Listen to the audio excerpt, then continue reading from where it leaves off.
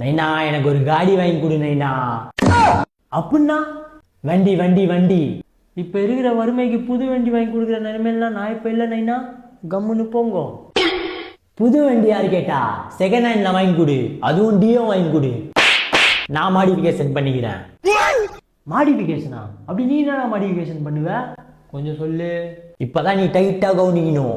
சரி சொல்லு.